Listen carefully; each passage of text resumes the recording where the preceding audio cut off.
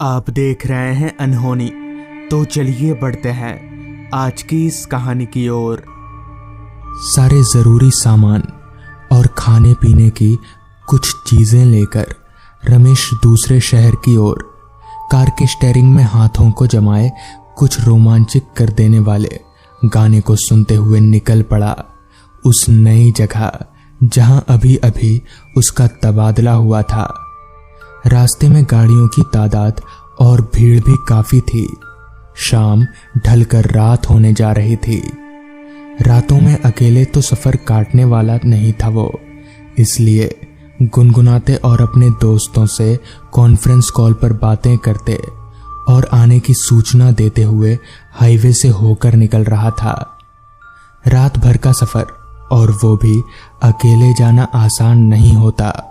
रास्तों में बियर गटक चुका था, पानी की बोतलें भी खाली हो चुकी थी, प्यास लगी थी जोरों की। हाईवे पार होने का इंतजार था। रात भी काफी हो चुकी थी। कॉन्फ्रेंस कॉल में बातें खत्म हुई। अब हाईवे के ओवर ब्रिज से नीचे आकर बाएं हाथ से जाने वाले रास्ते की ओर मुड़ा। सुनसान झाड़ियों वाले रास्ते पर कार चल पड़ी। काले घने अंधेरे कार की लाइटों से निकलती रोशनी चीरते हुए अपना रास्ता बना रही थी। काफी रात हो चुकी थी।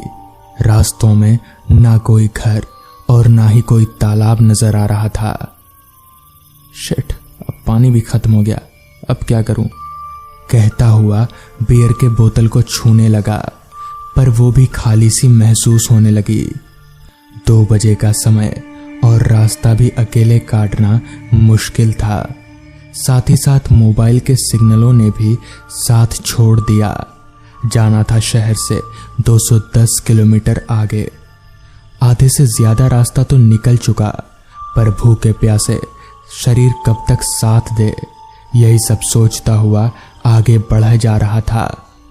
तभी बहुत देर बाद एक ढाबा दिखाई दिया।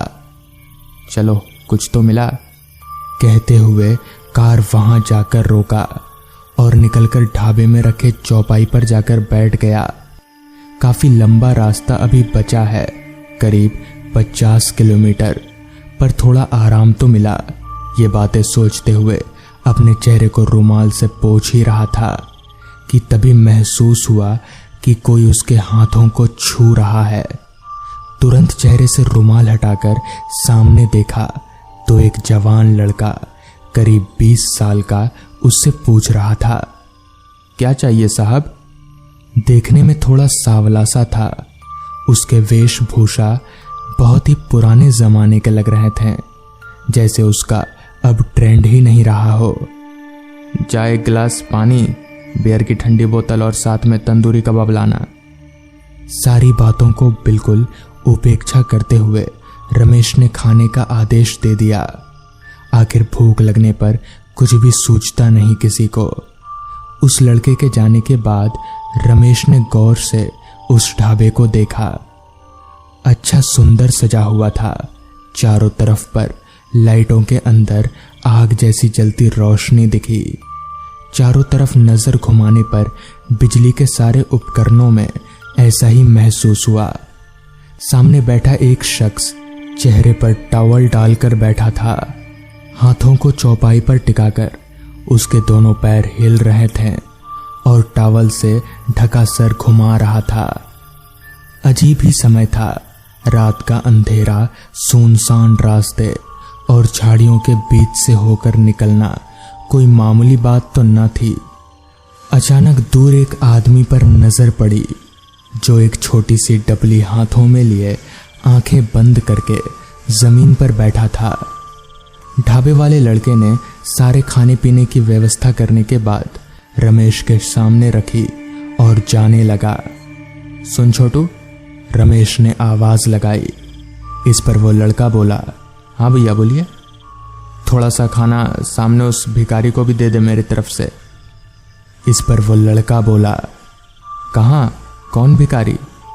इस पर रमेश बोला, अरे वो सामने जो डबली लेकर बैठा है। इस पर वो लड़का बोला, वहां तो मुझे कोई नहीं दिख रहा भैया। अरे उधर नीचे देख, बोलते हुए रमेश ने सर घुमाया और आंखें फटी की फटी रह गई। कोई नहीं था वहां पर, खाली रास्ते के बीच। अच्छा छोड़, कहीं चला गया होगा। फिर वो लड़का बोला, और कुछ लाओ साहब? तो इस पर रमेश बोला, नहीं, जरूरत पड़ने पर बोलता हूं।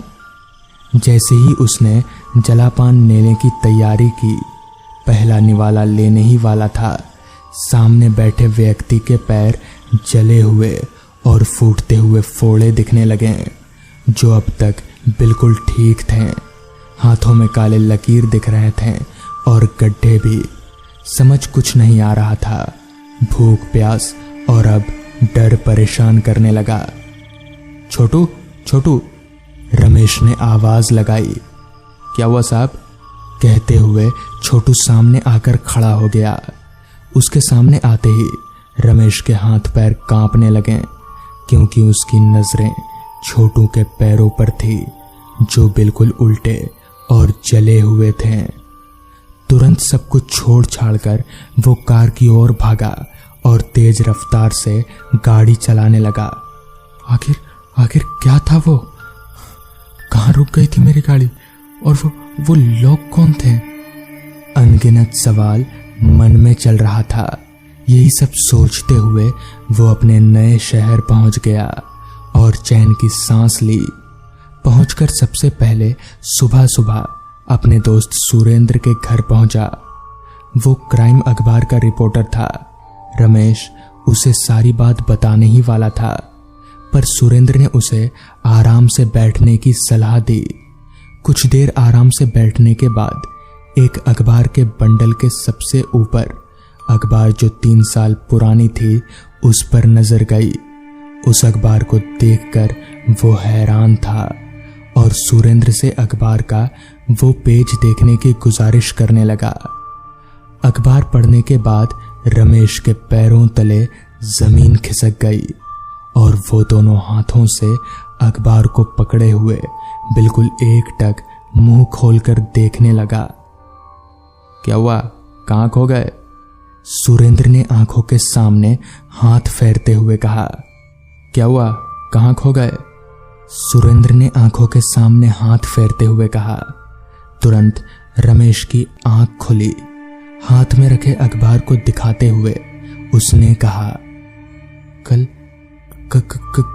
कल मैं यहां गया था, इन लोगों से मिला भी। अखबार के हेडलाइन में लिखा था, एक कार के अचानक सिलेंडर पर लगी ठोकर से हादसा, ढाबे में भीषण आग, 15 लोगों की मौत। सुरेंद्र अब समझ गया, क्योंकि आते जाते ऐसी घटनाएं बहुत से लोगों को सुनने को मिल चुकी है। तो दोस्तों, ये थी आज की कहानी। अगर आपको ये कहानी पसंद आई हो तो वीडियो को लाइक और चैनल को सब्सक्राइब करना ना भूलें। तो मैं आपका दोस्त आर्यन जल्द ही मिलूंगा आपसे ऐसी ही एक नई कहानी के साथ। घटना उस समय की है जब मैं अपने गांव में डाकिये का काम किया करता था। आज के जमाने में मोबाइल फोन का जितना महत्व है, उतना ही महत्व उस समय डाकिये का हुआ करता था, क्योंकि उस समय ना तो हमारे गांव में फोन हुआ करता था और ना ही बिजली। उस वक्त लोग डाकिये को काफी इज्जत दिया करते थे। साथ ही साथ डाकिये का भी उस समय काफी काम हुआ करता था। दरअसल हुआ कुछ यूं था कि उस समय हमारे गांव के डाक ऑफिस में 2 डाकिया हुआ करते थे, एक मैं और एक भरत। मगर भरत की कुछ दिनों से तबीयत ठीक नहीं थी, जिस कारण डाक ऑफिस का पूरा भार मेरे सर पर आ गया था। डाक ऑफिस में काफी सारी चिट्ठियां जमा होने लगी, जिस वजह से मैं काफी देर तक घर जा जाकर चिट्ठी पहुंचाने लगा। हालांकि उस समय गांव के लोग जल्दी सो जाया करते थे, मगर 2 लोगों का काम अकेले खत्म करने के बाद ही मैं डाक ऑफिस बंद करता था। उस समय मुझे डर वर नहीं लगता था, मगर मुझे कहाँ पता था कि इस घटना के बाद मैं इतना डर जाऊंगा कि मुझे इस डाकिये का काम ही छोड़ना पड़ेगा। खैर, एक दिन सुबह से ही काफी मेहनत करने के बाद मैंने काफी सारी चिट्ठियां घरों में पहुंचा दी और बाकी बचे चिट्ठियों को देखा तो उनका पता दूसरे गांव का था, मगर उन्हें आज के आज ही पहुंचाना जरूरी था। जिसके बाद मैंने घड़ी में वक्त देखा तो वक्त हो रहा था दोपहर के 3:30 बजे का। लिहाजा मैं सारे चिट्ठियों को लेकर दूसरे गांव की तरफ चलता बना।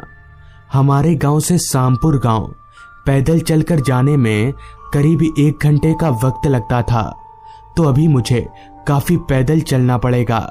कुछ दूर चलने के बाद मैंने अपने मन ही मन में कहा, क्यों ना रामू की दुकान पर चाय पीकर आगे चला जाए। इतना बोलते ही मैं रामू की दुकान पर चाय पीने चला गया। अभी मैं चाय पी ही रहा था कि तभी रामू ने कहा, क्या डाकिया साहब, आज किधर जा रहे हैं? इस पर मैंने कहा, वो मैं आज सामपुर गांव जा रहा हूं। तो सामपुर गांव का नाम सुनते ही रामू एकदम से चुप हो गया और फिर अचानक अपनी चुप्पी तोड़ते हुए बोला, डाकिया साहब, वापस लौटते लौटते तो काफी रात हो जाएगी, तो जरा संभल कर आइएगा, क्योंकि सामपुर गांव का रास्ता ठीक नहीं है। जिस पर मैंने रामू से कहा, यह क्या बोल रहा है तू? तुझे पता है ना मैं इन सब बातों पर विश्वास नहीं करता। इतना बोलने के बाद मैंने जल्दी से अपना चाय पिया और प्याला फेंकते हुए सामपुर गांव की तरफ चलता बना। खैर करीब 1 घंटा पैदल चलने के बाद तकरीबन शाम के 5 बजे मैं सामपुर गांव पहुंचा और फटाफट से चिट्ठियों को उनके पते पर पहुंचाने लगा। सारी चिट्ठी पहुंचाते पहुंचाते कब 3 घंटे निकल गए पता ही नहीं चला। फिर जब मैंने अपनी घड़ी में वक्त देखा तो वक्त हो रहा था रात के 8 बजे का। उस समय रात के 8 बजना यानी काफी रात, जिस कारण सारा रास्ता वीरान सा हो गया था। खैर मैं वहां और समय जाया ना करके अपने गांव की तरफ आगे बढ़ने लगा। रास्ता पूरी तरह से अंधेरे में डूबा हुआ था, वो भी इतना घना अंधेरा कि मुझे अपना शरीर तलक भी दिखाई नहीं पड़ रहा था। अमूमन मैं रात को हर वक्त अपने साथ एक टॉर्च रखता हूँ, लेकिन आज मैं अपना टॉर्च डाक ऑफिस में छोड़कर आया था, जिस कारण मैं चांद की धुंधली रोशनी के सहारे ही आगे बढ़े जा रहा था। उस रास्ते पर सन्नाटा इतना छाया हुआ था कि दूर कहीं से ट्रेन की आवाज मुझे साफ साफ सुनाई पड़ रही थी। साथ ही साथ बीच बीच में आ रही रात कीड़ों की आवाजें उस माहौल को और भी ज्यादा सुनसान बना रही थी। एक तो काफी रात, ऊपर से इतना सुनसान रास्ते को देखकर मैंने अपने मन ही मन में कहा, अगर कोई सवारी मिल जाए तो मैं उसी के सहारे गांव चला जाऊंगा, वैसे भी काफी थक चुका हूं। इतना बोलकर मैं अभी आगे बढ़ ही रहा था कि तभी मेरी नजर रास्ते के आगे किनारे पर खड़े एक आदमी पर गई, जो कि एक रिक्शे के पास खड़ा था। उस आदमी को देखते ही मैं समझ गया कि ये एक रिक्शा वाला है। साथ ही साथ उस रिक्शे वाले को देखकर मुझे काफी खुशी महसूस हुई कि अब मुझे पैदल चलना नहीं पड़ेगा। मगर तभी मेरे जहन में एक सवाल ने दस्तक दी कि ये रिक्शा वाला इतनी रात गए यहाँ पर क्या कर रहा है। इतनी रात गए तो इसे कोई सवारी भी नहीं मिलती होगी।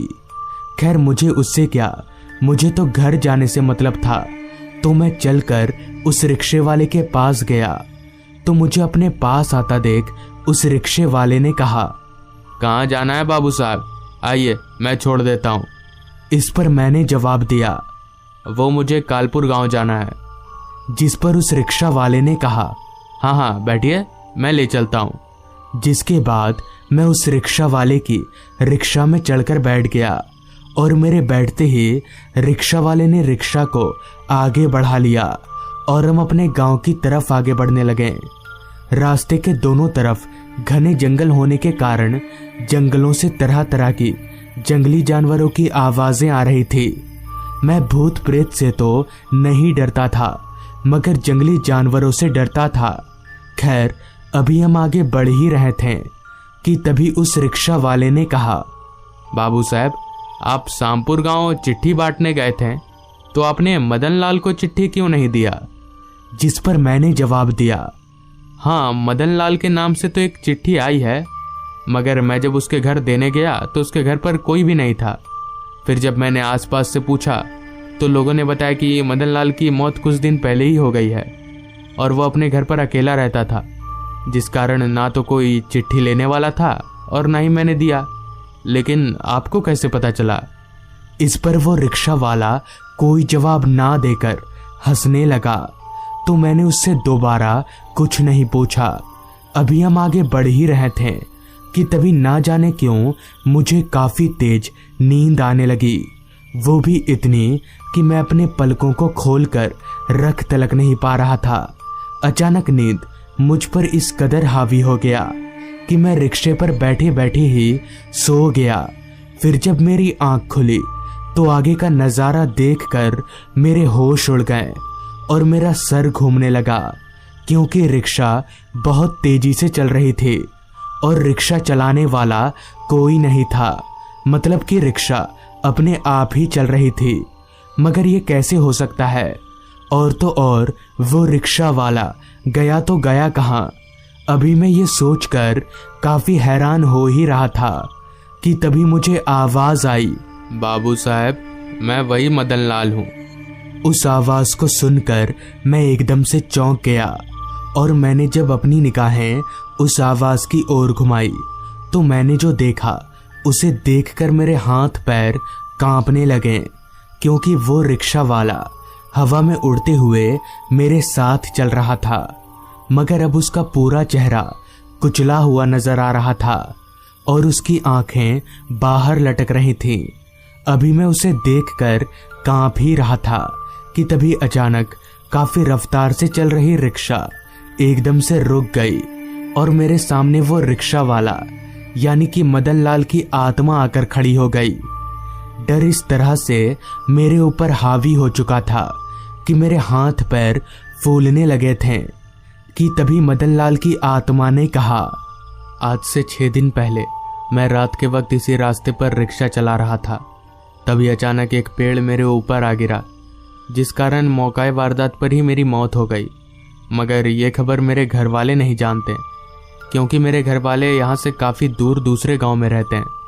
और आप मेरे घर वालों के पास जाकर मेरी मौत की खबर बता देना, क्योंकि जब तक मेरा अंतिम संस्कार नहीं होगा तब तक मेरी आत्मा को शांति नहीं मिलेगी और मेरी आत्मा यहीं पर भटकती रहेगी। इतना बोलकर मदन लाल की आत्मा हवा में धुआं हो गई और मैं सीधे अपने घर चला आया और दूसरे दिन मदन लाल के घर वालों के पास जाकर पूरी बात बता दी। तो दोस्तों, ये थी आज की कहानी। माँ के गुजर जाने के बाद बचपन से ही मुझे संभालने वाले मेरे पापा थे।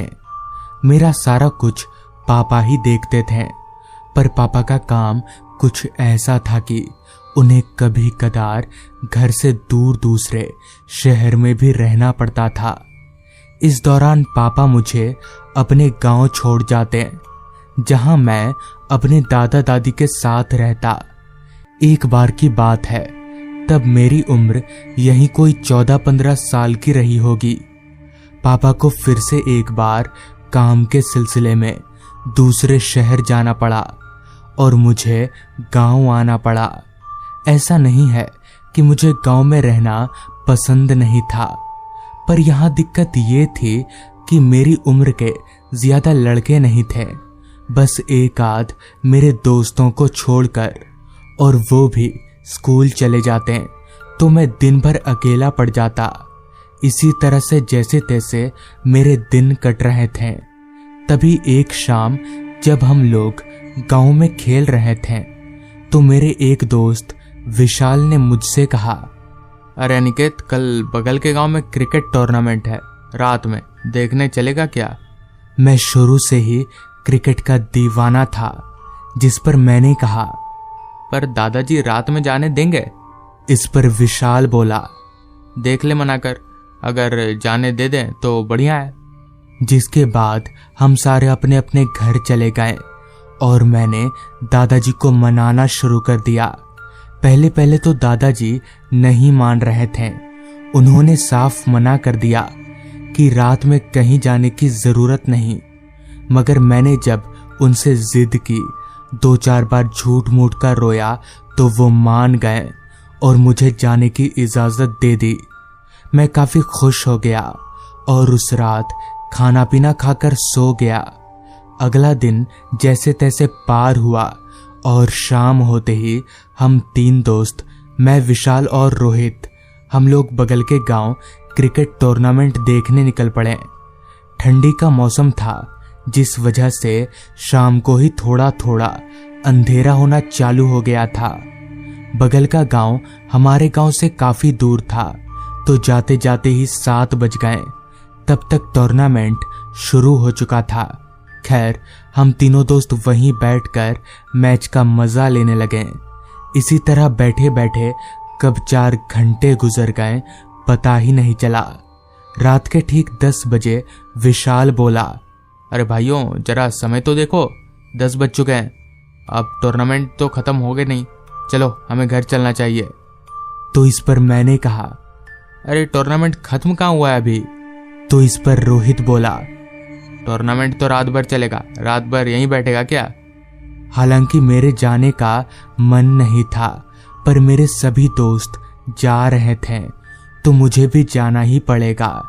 जिसके बाद मैं उठकर अपने दोस्तों के साथ घर की तरफ आगे बढ़ने लगा। रात हर पल और भी ज्यादा गहरी और काली होती जा रही थी। दादाजी ने मुझे जल्दी ही घर लौटने को कहा था, मगर अब काफी रात हो चुकी है। हम तीनों दोस्त तेजी से चलते हुए घर की तरफ बढ़े जा रहे थे। माहौल एकदम सन्नाटे में डूबा हुआ था और सुनसान था। रास्ते पर हम तीनों के अलावा और कोई आदमी नजर नहीं आ रहा था। ऊपर से ठंड का तो ये हाल था कि पानी के गिरते कतरे भी बर्फ बन जाएं। रास्ते पर धुंध ही धुंध फैली हुई थी। अभी हम तीनों आगे बढ़ ही रहे थे कि तभी विशाल बोला, यार देखो, रात बहुत हो गई है।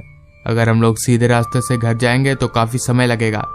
क्यों ना हम लोग जंगल के रास्ते से होकर चलें? क्यों?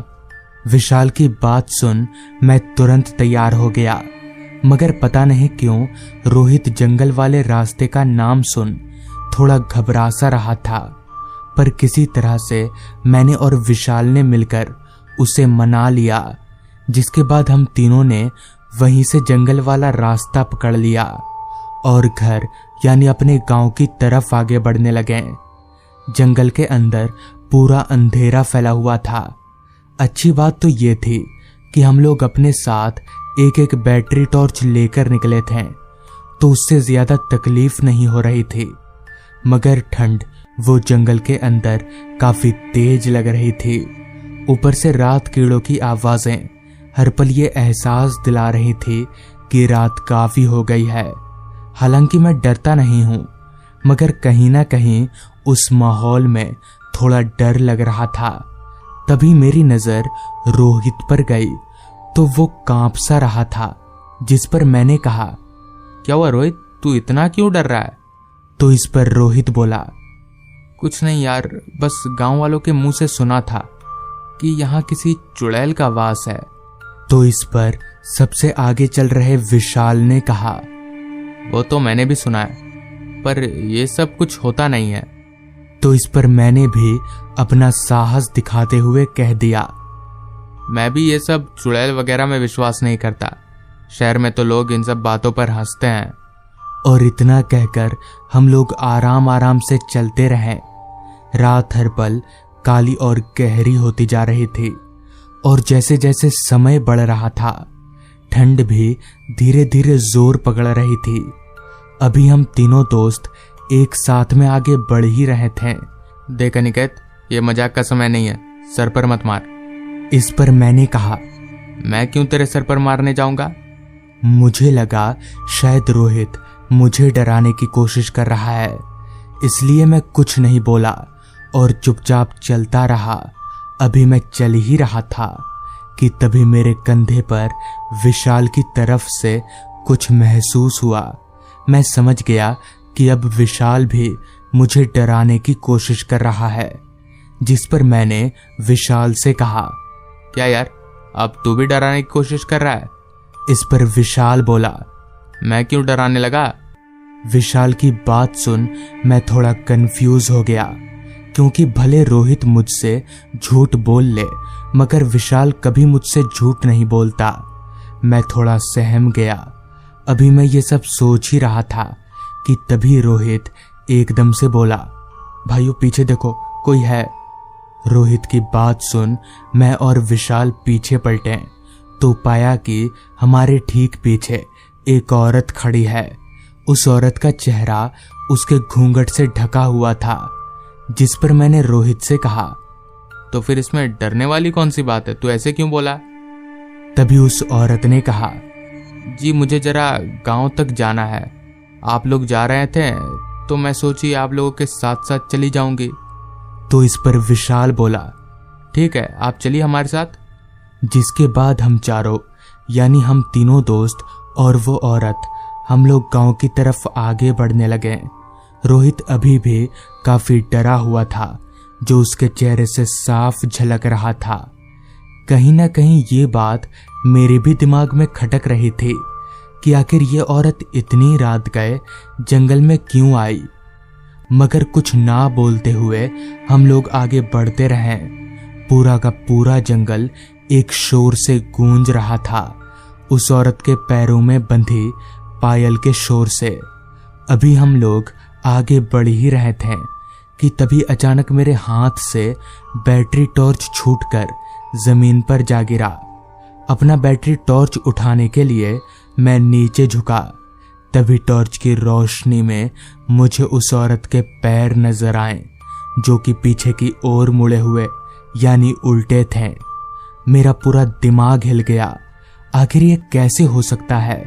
किसी इंसान के पैर उल्टे कैसे हो सकते हैं? तभी मुझे दादाजी की कही बात याद आ गई कि चुड़ैल के पैर उल्टे होते हैं।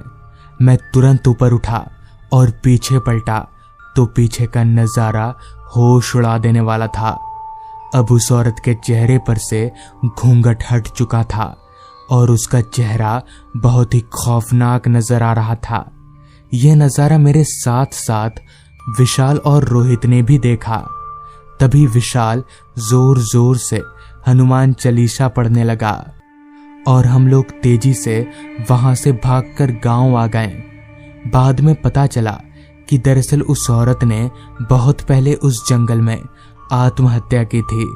तब से उसी की आत्मा यहाँ भटकती रहती है। तो दोस्तों, ये थी आज की कहानी। अगर आपको ये कहानी पसंद आई हो तो चैनल को ज़रूर सब्सक्राइब कर लें। तो मैं आपका दोस्त आर्यन जल्द ही मिलूंगा आपसे ऐसी ही एक कहानी के साथ।